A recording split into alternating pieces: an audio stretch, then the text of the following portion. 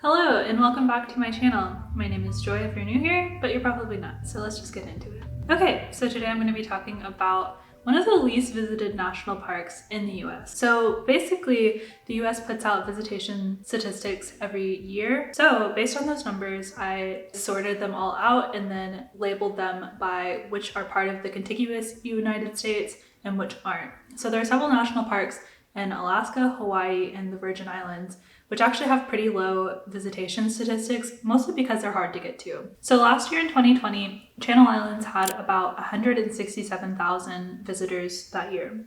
So obviously 2020 was a very different year, but generally Channel Islands ranks at the bottom of the visitation numbers. And that's perfect for introverts like me that don't want to see people. So Channel Islands National Park is a chain of 5 islands and kind of some more islands. There are some islands that aren't really explored and not part of the park system. So the ones that I'm talking about in the 5 are part of the park system. So that includes Anacapa, Santa Cruz, Santa Rosa, Santa Barbara, and San Miguel Islands. So they're off the coast of California. They are about a 1 to 3 to 4 hour boat ride, depending on which island you go to. You can also get to a couple of these islands by plane. One of the more popular islands that are part of the Channel Islands island chain thing is Catalina Island. I think a lot of people know this island because it's very popular, and it's not necessarily a campy island. It's kind of like a pretty well built out island that has lots of amenities that the other islands just don't have. The other islands are definitely a lot more untouched by humans, and they're preserved because they are part of the national park system. And they're actually pretty easy to get to, considering. There are a couple of steps, a couple of hoops you have to jump through, but for the most part, they're pretty accessible. So of the 5 islands, you can visit all 5 various times of the year. San Miguel is by far the most restricted island, as it's the furthest one away. There's not very many boat trips that go out that way, and it's only certain times of the year. The boats run different days of the week. So for example, the Santa Rosa boat usually only runs Monday, Wednesday, and Saturday. So you have to plan your trip according to when the boat will come and pick you up. So for us, we went on a Monday and we were picked up on a Wednesday. So pretty short 2-night trip, 3-day trip. The boat ride itself is actually quite long. So to Santa Rosa, it was a 3-hour boat ride. And that includes stopping for some wildlife and then also some not so wildlife. The short little path that they take, they do their part to clean up as much as possible. And I definitely am convinced that I no longer need to buy balloons ever again in my entire life. So as for the camping, there are different camping seasons. There's backcountry camping, which is only certain times of the year, August through December-ish. Otherwise, there are campsites set up. On Santa Rosa, there's 15 wind shelters that you could reserve. You reserve that on the recreation.gov website. So kind of a couple different things you have to take into consideration. You have to book a campsite with the National Park Service, and you also have to book a way to get out to the island. So I'm gonna go over how we got to Santa Rosa Island. So we live in Oklahoma City. We took a flight from Oklahoma City to Burbank Airport, which is just outside of LA. And then we rented a car on Turo. So Turo is a really great option for renting a car. You're basically renting from an individual person instead of like a company. If you're watching this in 2021, there's actually a huge car shortage. So it's really nice to have some affordable renting options for cars because that's just not really a thing right now. So we rented a little Fiat, a 2012 Fiat. This is the exact one we got. It was so cute and it actually fit all of our stuff. We brought a huge suitcase as our checked bag, which included like our trekking poles and our camping gear that we couldn't actually fly with on the plane. And then we both brought 2 big backpack carry-ons. And it fit everything great, plus 2 people. From there, we picked up our car from the Burbank Airport. We drove it to Ventura, which is about an hour, maybe an hour 20 in traffic. And then we spent a night in Ventura and then took the boat the next morning at 8 in the morning. So the boat to the island, there's actually only one company that runs a boat to these islands. It's called Island Packers. So these boats take you there. You can do a day trip and be picked up just 3 hours later on their way back. Otherwise, you wait until the next day that the boat comes to your island, which sometimes is 2 to 3 days. Okay, so that's essentially how you get there. So now let me go into what we did for our trip if you wanted to know the exact specifics of what you need to bring with you if you're planning on camping, if you're planning on doing a trip. This is kind of just the itinerary that we did for our trip.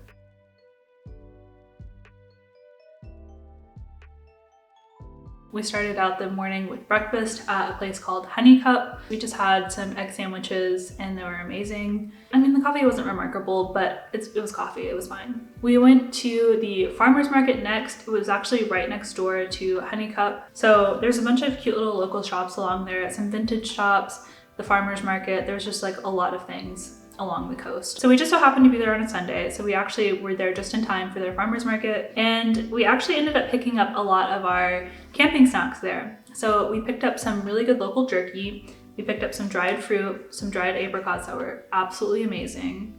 And then we also picked up, it was like homemade almond butter, but it was like a coconut flavor almond butter. It was so good. There was no sugar. There was no sugar. It was really great, and I would definitely recommend it if you are in the area. So after that, we actually ended up walking to the beach. It was just a couple minute walk away from that little area. The beach that we went to was Hollywood Beach, and it was beautiful. It was actually pretty quiet for being a Sunday afternoon. Anyway, it was really nice, and I would definitely recommend if you have some time in the area to go visit that beach. Then we went to Ralph's for groceries. So like I mentioned, we went to the farmer's market to pick up some of our camping snacks, but we still needed all of our food because it's kind of difficult to fly with a bunch of food. They had some really, really great produce. I mean, like amazing produce, like the best plums I've ever had in my entire life. After our grocery trip, after we picked up all the food that we needed for our camping trip, we went back to our hotel.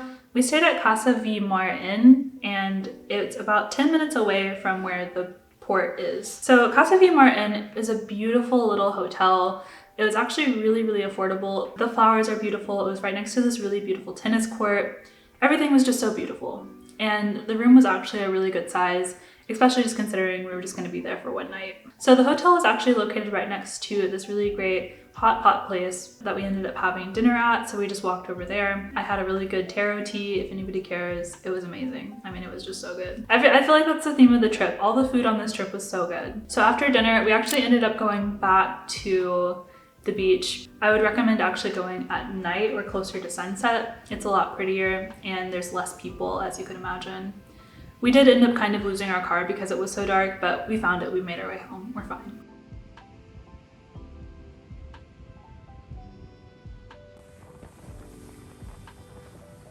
So then we were off. Like I said, we had a 3-hour boat ride. The boat that we took carried people both to Santa Rosa Island and also to Santa Cruz Island right before we got to our island. I think that the boat ride in itself was actually really worth it. We saw a lot of different wildlife. We saw, mostly just the common dolphin. And then we also saw a lot of whales. I think there was about 3 different whales that we saw along the way. And the boat obviously stopped so you can get your pictures in for these animals that you probably never see. I think the dolphins were probably my favorite part. There were so many along the trail that came and swam right up to the boat, mostly because they get a little boost from the boat whenever they're swimming, so it's kind of easier for them to swim. But they were so adorable.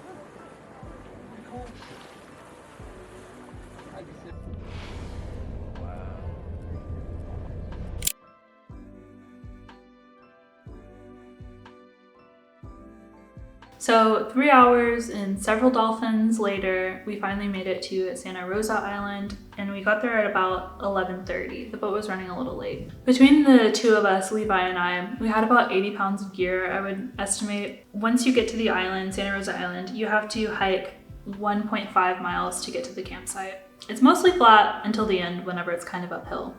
So it wasn't too bad, but it was definitely uncomfortable. So consider that whenever you're packing. So we finally got to camp probably around 12 or 12:30, and then we ended up setting up camp, and then we had lunch. We had some Cheeto mac and cheese.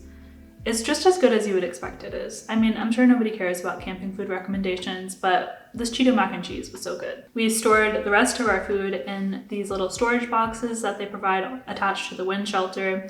It's mostly to keep foxes out of your food. There's really not a lot of big animals that could be a threat to you. The biggest animal on the island is a fox, and it actually looks like a little cat. It's really cute. It's adorable, actually. You kind of want to give it food, but you're really, really not supposed to give it food because it could get really sick. So we stored our food in the storage boxes, and then we went to the wash basin to wash our dishes, which is actually right next to the camp. This is something that we haven't had before whenever we've been camping, so it was really nice to have a place to actually wash our dishes. And yeah, just running water is always nice. Additionally, this campsite has actual bathrooms with flushing toilets. Again, super nice, kind of luxurious. Flushing toilets, sink, and a mirror, all within this little bathroom area. So cell service. So the campsite didn't have cell service for us. Most of the island doesn't. There's only a couple of little spots where you actually have service, depending on your carrier, obviously, but for the most part, most carriers don't have that great of service all the way out there. So just assume mostly no service. So between the campsite and the beach is about a 10-minute walk. So after lunch, we ended up going to Water Canyon Beach, which is about 10 minutes away. Very, very cold water, about 60 degrees Fahrenheit. So we came back to camp about 6 o'clock, made a meal, and then went to bed at 8 p.m. And that's day 2.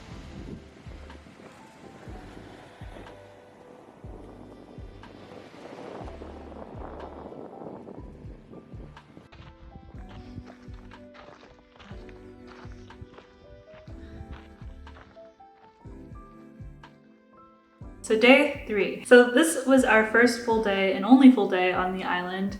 And this is our big hiking day. We started out, we made some breakfast, and then we ended up leaving our campsite at around 9:30 in the morning. So we planned to hike to East Point. East Point is about 15.5 miles round trip from the campsite. So we brought lots of water, a meal, and then also some snacks with us to go along the trail. So on the way outside of the campsite, they have a lot of paper maps that you could take with you. You could also use All Trails to find your way, just because it gives you a nice clear point of reference of how far away you are. You don't need internet to find your location on the map, so it's really nice and really handy, especially whenever you're hiking in the middle of nowhere. This day was actually a lot sunnier than the first day on the island. I would highly recommend sunscreen. I actually still have a burn. There's lots of little lookout points along the way. This trail basically follows the coast. It was really beautiful, lots of incredible views. I mean, views that you wouldn't have seen otherwise. Really looks like a different landscape on the east side of the island than on the front and the pier point of the island. So as you can imagine, this is like over top of the coast, really sharp drop-offs, very beautiful views. I mean, just everything about it was just like, everything was a picture, like I mentioned earlier. There's also a lot of really pretty flowers along the way. We tried making a game out of it, of just trying to take a picture of every unique flower we could find. So it's a pretty long trail. It's not very strenuous. There's definitely some really hard hills to climb, but it's not terrible, it's doable. So definitely at the end of the trail was the best view by far. So like I mentioned, it's a 15-mile hike round trip, and that's an out and back trail. So it's about 7.5 miles one way. So at the end of the trail, we stopped for lunch and we just sat and looked at the view. I mean, it was just stunning. All these huge boulders, really big waves on that side of the island, just crashing against the rocks. I mean, it was just stunning. And we were the only people over there. We only saw one person along that entire trail. So for the most part, you're pretty much isolated and alone out there. So the end of the trail almost kind of feels like the end of the island. It's really beautiful, and I would highly recommend doing this hike if you think you could do it.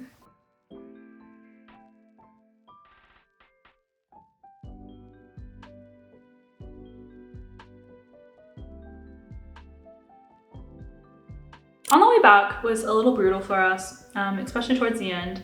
It was much harder, and my legs and feet were definitely starting to get pretty sore at that point. You could definitely feel it a lot more on the way back than you could on the way there. We finally made it back at around 6 p.m. just because at the end we really slowed down quite a bit. I mean, we were barely crawling along at the end, but we made it. We made it before dark, which is important to us. So in total, it ended up being about an 8-hour hike for us. And we slept super good that night. I mean, it was just a really long and exhausting day. So that was day 3.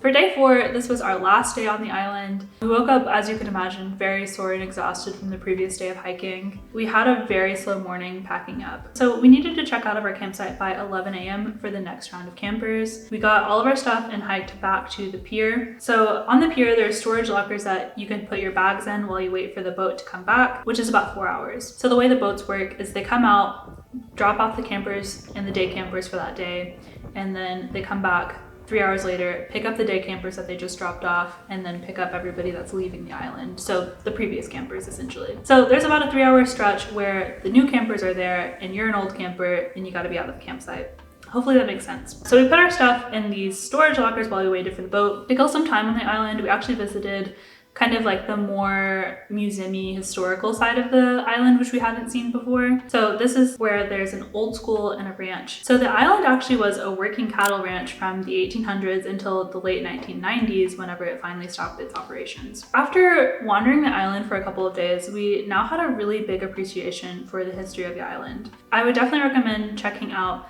the history side of the island just for some more context, and it definitely puts it in perspective for you how few people have actually been on this island. It's kind of crazy. So that's that. So finally at 3 p.m. we boarded the boat back to Ventura. So this boat ride was much faster than the first one, mostly because we don't stop for all the ocean things. We did make one little stop for a sea cave. It's one of the largest sea caves in the US. It's on the coast of Santa Cruz Island, which is actually closer to the mainland. So it was on the way. Beautiful, stunning. I mean, you can't get pictures good enough to prove how huge this cave was. I mean, it was kind of incredible. Another part that I liked about this way back, it was actually a lot sunnier on this day than it was on the day that we went out. On the day we went out, it was actually very cloudy, and this day it was so much sunnier. We could actually see the landscape and see the mountains of the islands. We got back to Ventura around 6:30 and drove to the Clock Tower Inn, which is our second hotel for this trip. We took a quick shower and went to dinner at Blue Agave, which is actually a restaurant that's attached to the hotel. I don't know if we were just really hungry, but it was like the best Mexican food I've had in my entire life. I mean, it was so good. It was so good like I didn't even get a picture, which is kind of a lot. That was pretty much day 4.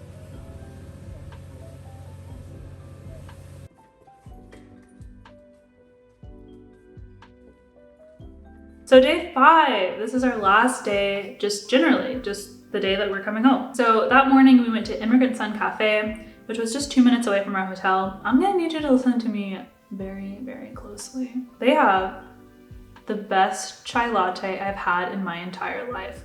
No exaggeration, full stop, just period. Best chai latte I've had in my entire life.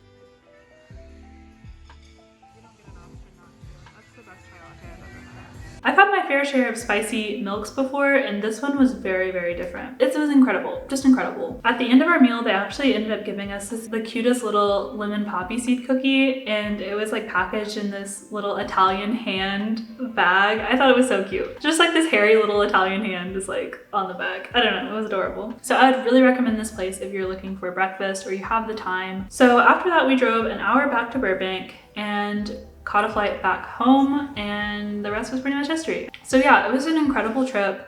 It's an incredible little chain of islands. Definitely one of my favorite national parks in the US. And I mean, I guess I haven't been to that many national parks, so I guess I can confidently say it's my favorite. Give me some questions if you have any questions. And yeah, I think that's pretty much everything. Comment down below what your favorite national park is. I would love to see, I'd love to collect a little list of places I can go to next. So that is pretty much it. Let me know what you'd like to see next from me, and give this video a like if you did like it or found it helpful in any way. And I will see you at the same time, same place next week. Bye! Poppy's in the sunroom if anybody cares. She's lovely. She's having a great day today. And I'm here to talk about national parks. Am I underqualified? Yeah, probably. You're setting yourself up for failure, Joi.